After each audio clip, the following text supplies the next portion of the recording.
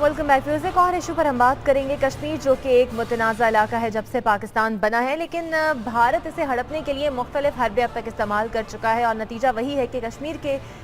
کشمیریوں کے لیے ابھی تک کوئی فیصلہ سامنے نہیں آیا، اور اب ایک قانون بھارت کی جانب سے یہ بنا دیا گیا ہے کہ جو بھی کوئی نقشے کے اندر کشمیر کو بھارت کا حصہ نہیں بنائے گا، اسے بھارت کے اندر نہیں شامل کرے گا، اسے جرمانہ کیا جائے گا، 7 سال قید اور 100 کروڑ کا یہ جرمانہ۔ غضنفر صاحب، یہ تو اب زیادتی ہوئی ان مظلوم کشمیریوں کے ساتھ جو ایک اس طرح کا قانون بنا دیا گیا ہے۔ دیکھیں، کشمیر کی حالت اس وقت دیکھیں اور مودی کی ایکٹیویٹیز دیکھیں، مودی کہیں یا موزی کہیں، بنیادی طور پہ وہ ایک ٹیررسٹ مائنڈڈ آدمی ہے، دہشت گرد ہے، اور جس پارٹی کا وہ ممبر ہے وہ ہٹلر اور میزولینی کی جو پارٹی ہے ان کے آئیڈیاز سے متاثر ہو کے بنائی گئی تھی، تو اس کے اندر 8 سال کی عمر سے جو ٹیررزم کا خناس ہے اس کے ذریعے وہ کوشش یہ کرتا ہے کہ بھارت کے اندر بھی اور بھارت کے باہر بھی ایک دہشت گردی کو جو ہے وہ جنم دیا جائے اور دہشت گردی کو پروان کیا جائے۔ اب دہشت گردی کو پروان کرنے کے لیے اسی قسم کی چیزیں اٹھائی جاتی ہیں جس میں آپ اقلیتوں کو بھی ٹارگٹ کریں اور آپ سیکنڈ میجر جو آپ کا ریلیجس فالوئنگ اس کو بھی ٹارگٹ کریں۔ اب جب کشمیر کی طرف سے آپ آتے ہیں تو کشمیر مودی کے جو ہے وہ 8 سال کی عمر میں آنے کے بعد یا مودی کے پرائم منسٹر کے بننے کے بعد یا اس کے RSS جوائن کرنے کے بعد کشمیر کا مسئلہ کھڑا نہیں ہوا۔ کشمیر کا مسئلہ جو ہے وہ تو بہت عرصے سے پاکستان اور انڈیا کے وجود میں آنے سے پہلے کشمیر کا مسئلہ تھا کہ کشمیر میں 3 جو پورشن کشمیر کے ہیں اس میں ویلی میں اور سری نگر میں اور آپ کا جموں ویلی کے اندر 92% جو ہے وہ مسلمانوں کی آبادی ہے۔ اس کے بعد آپ چلے جاتے ہیں، کشمیر کا مسئلہ جو ہے وہ صرف پاکستان سے ریلیٹڈ نہیں ہے۔ کشمیر کا مسئلہ جب آپ پاکستان 1947 میں وجود میں آیا تو بنیادی طور پہ انڈیا نے کشمیر پہ قبضہ کیا۔ قبضہ کس طرح کیا کہ مہاراجہ ہری سنگھ سے ایک انسٹرومنٹ آف ایکسیشن جو ہے اس کو سائن کروایا گیا۔ اس کو سائن کروانے کی جو تاریخ ہے اس سے پہلے اور یہ ساری حقیقت دنیا کے سامنے، عالمی برادری کے سامنے، یہ انڈینز کے سامنے بھی ہیں۔ اور دوسری چیز جو آپ کو جاننی چاہیے کہ جس وقت انڈین فورسز جو ہے وہ پنچ میں لینڈ کیا تو انڈین فورسز غاصبانہ فوج کے طور پہ آئی تھی۔ they were not legally authorized to land in Kashmir. اس وقت سے کشمیر کا مسئلہ چلا ہوا ہے۔ پھر نہرو از آن ریکارڈ کہ اس نے وہ یونائٹڈ نیشن میں مسئلہ لے کے گیا، اس نے پاکستان میں لیاقت علی خان کو ٹیلی گرام تک دیا کہ جی ہم کشمیر کا مسئلہ جو ہے وہ بائی لیٹرل سے طے کر لیتے ہیں، بلکہ ایک جو ہے کشمیر کے لیے کمشنر بھی اپوائنٹ کر دیا گیا UN نے کہ UN کے مینڈیٹ کے تحت کشمیر، لیکن چونکہ UN کا کریکٹر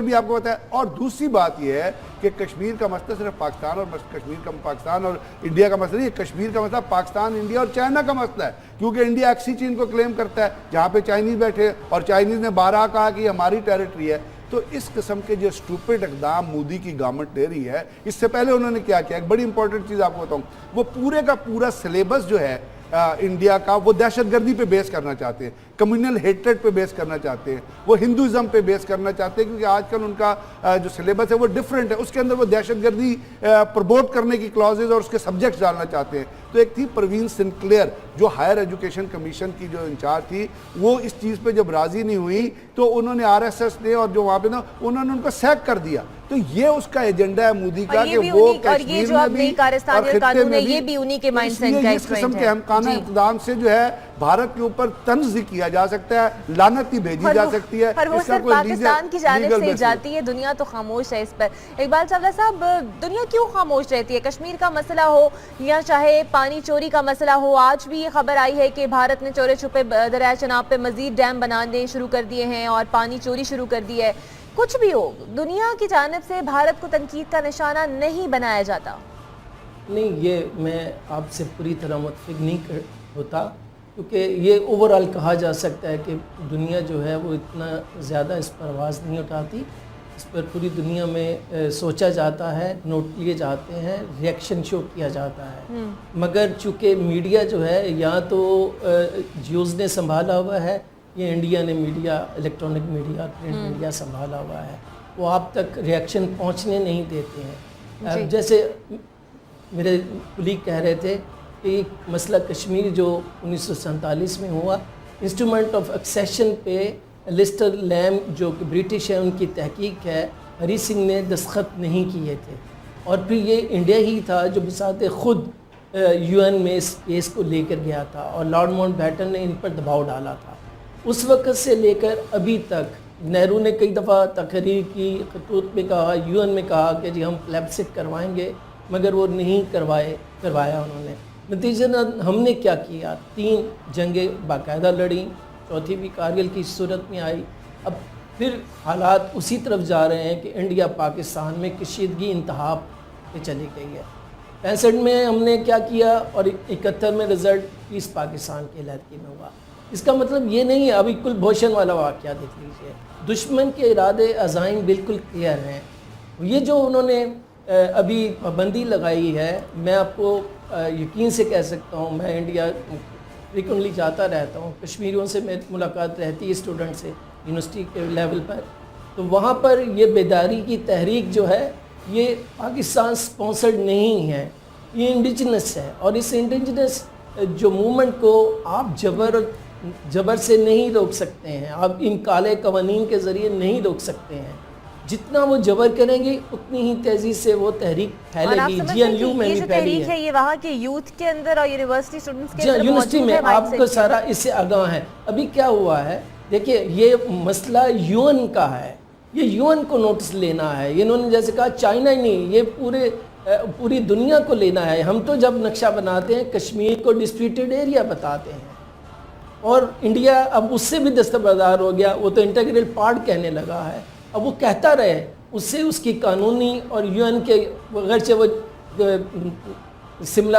ایگریمنٹ کو کہتا ہے کہ اس کے تحت یہ 2 طرفہ معاملہ ہے، یہ ہرگز 2 طرفہ معاملہ نہیں ہے۔ یو این کی ریزولوشن ابھی بھی اسی طرح موجود ہے۔ ہمیں چاہیے، پاکستان کو چاہیے، اس موقع کا فائدہ اٹھاتے ہوئے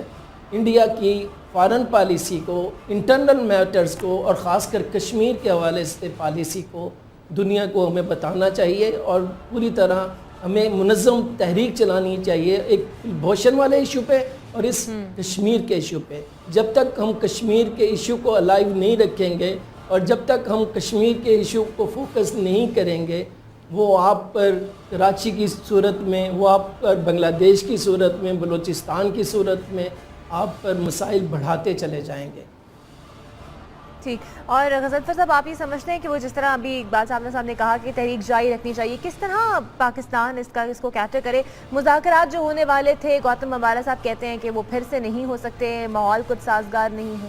دیکھیں، بہت ساری چیزیں اور بھی کہی جا سکتی ہیں،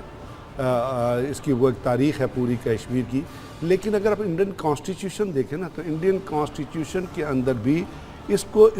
جموں اینڈ کشمیر کے لفظ سے اس کو اسپیشل اٹانومی کا درجہ دیا گیا انڈر آرٹیکل 370۔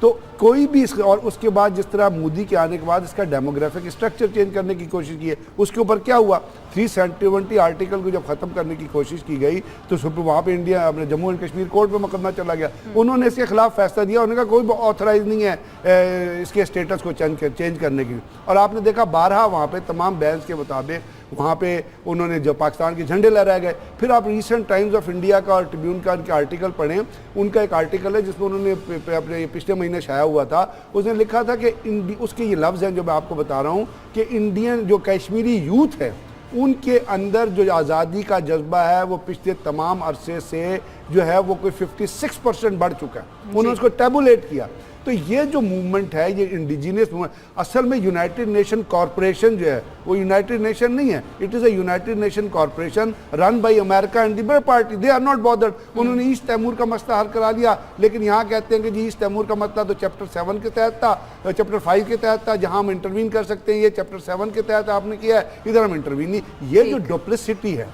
سپر پاورز کی اور یو این او کی، اس کی وجہ سے کشمیر جو اور یہ کشمیر اور پیلسٹائن جو ہے 2 مسئلے ہیں جو دنیا میں دہشت گردی کی جڑ ہیں اور دہشت گردی کو پھیلا رہے ہیں۔ کشمیر میں تھوڑا بدلاؤ تو یہ ہے کہ پہلے جو جدوجہد کی جاتی تھی اسلحے سے مسلح ہو کر، اب وہ سیاسی طور پہ شروع ہو چکی ہے، تو آپ کو لگتا ہے یہ کوشش بھی کبھی نہ کبھی تو رنگ لائے گی؟ انشاءاللہ سیاسی کوشش بھی جاری ہے، اور پھر انڈینز کو آپ دیکھیے، ایک سیکنڈ سوچئے، انڈیا کے اندر اس وقت 11 ہیومن رائٹس وائلیشن قانون نافذ ہیں۔ ان کا اسپیشل پاور ایکٹ جو ہے وہ انڈیا آرمی کو یہ اتھرائز کرتا ہے کہ کہ وہ کسی بھی شخص کو اٹھا کے 1 سال کے لیے غائب کر سکتے ہیں اور اس کو کورٹ چیلنج نہیں کر سکتی. یہ بہرحال چیلنج ہوئے ہیں. ہیومن رائٹ ICRC کی رپورٹ پڑھے, ہیومن رائٹس کی رپورٹ پڑھے, ایشیا واچ کی رپورٹ. یعنی کشمیر میں یہ حال ہے کہ پچھلے دنوں ایک پرویز امروز ہیں کشمیر کمیٹی کے بھی اور ICRC کے بھی, انہوں نے وہاں پہ 6 جگہوں پہ ایسی قبریں دریافت کی ہیں جو ان مارکڈ ہے, اور ایک قبر کھودی گئی, اس کے اندر 2370 بندے دفن ہیں. تو یہ جو ظلم کی فضا ہے, اس کے ذریعے آپ کشمیر کی آزادی کو نہیں دبا سکتے. وہاں پہ سیاسی بھی بول رہے ہیں اور وہاں پہ ریزسٹنس بھی ہے. کر رہے ہیں 70 سال تو ہو چکے ہیں کہ کب جو ہے ان کا خون بھی رنگ لائے گا اور ان کی کوششیں جو ہے رنگ لائیں گی اور کب کشمیر بھارت سے آزاد ہوگا. آج کے پروگرام سے